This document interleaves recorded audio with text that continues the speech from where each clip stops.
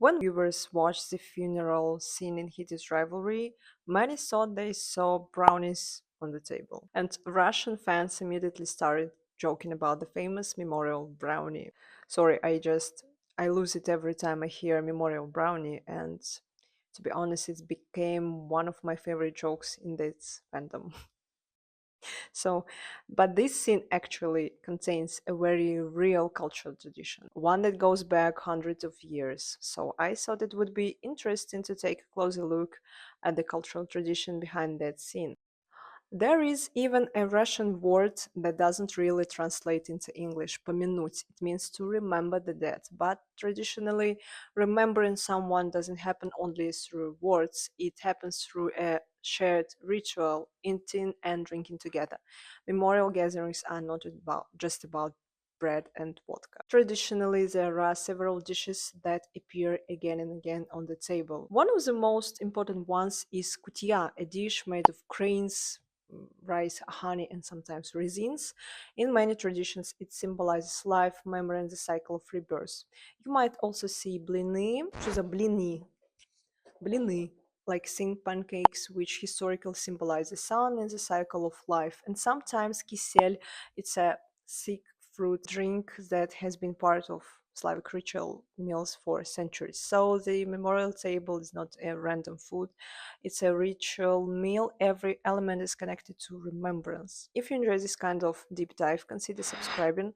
I make videos exploring storytelling, characters, and the hidden meanings inside different stories. However, in many post-Soviet cultures, the memorial table is not just about food, it's about remembering the person together. But before we talk about where this tradition comes from, it helps to understand how funeral customs usually work. There is an important distinction that often gets lost in translation. There are the funeral ceremonies themselves, where many people may come, like colleagues, acquaintances, extended family, to pay their respects. Then there are the memorial gatherings after the burial, often called paminki.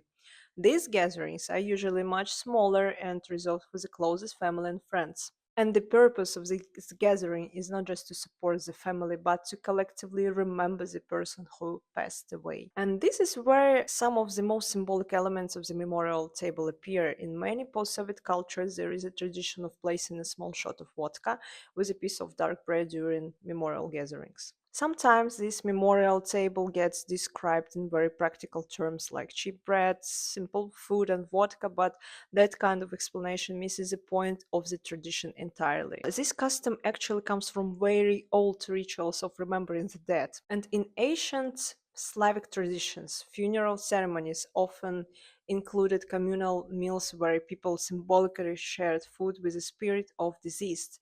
And the idea was that remembering someone meant continuing the bond between the living and the dead. Later, with the spread of Christianity, Orthodox traditions added in new meanings to these rituals, prayers for the soul and remembrance on specific days after death. That's very interesting that the Orthodox Church is not officially supporting this custom of placing vodka and bread for the disease because it comes from pre-Christian pagan traditions.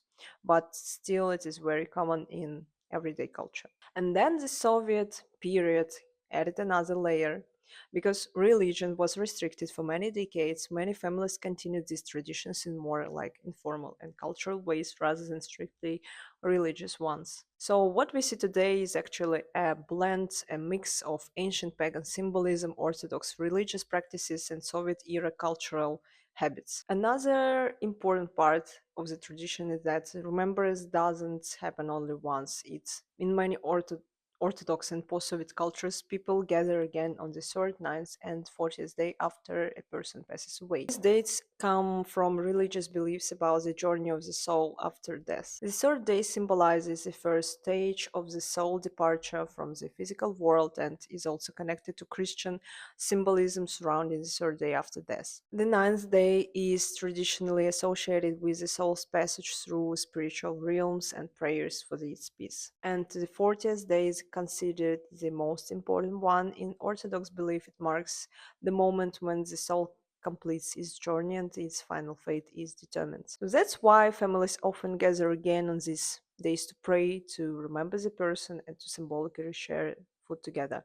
Some families even bring food to the cemetery itself, although many people today find that practice unusual.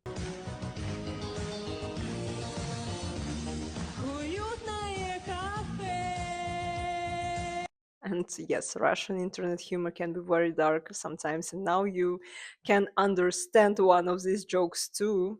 But jokes aside, and when you understand all of this, the memorial table in that scene suddenly stops looking strange. It becomes something else entirely, a ritual of memory and a way of saying that even after death, the bond between people doesn't simply disappear, it is remembered.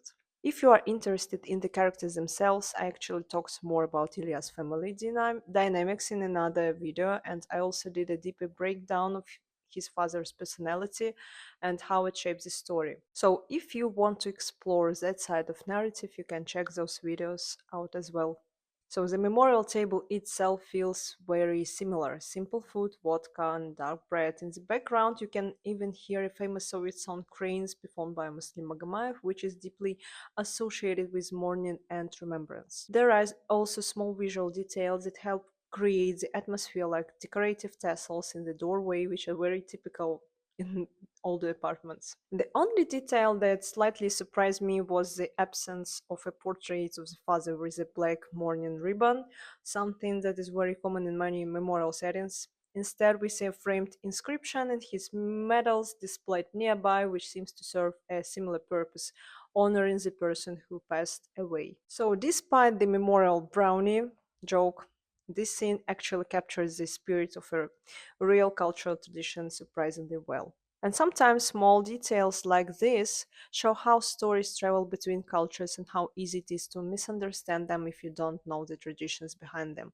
But once you do, this scene stops looking confusing and starts feeling much more real. Thank you for watching this video, and if you enjoyed this deep dive into cultural traditions and stories, don't forget to like and subscribe. I would love to explore more details like this together, and if you notice any other cultural details in Heated Rivalry or in other shows, tell me please in the comments. I would love to discuss them.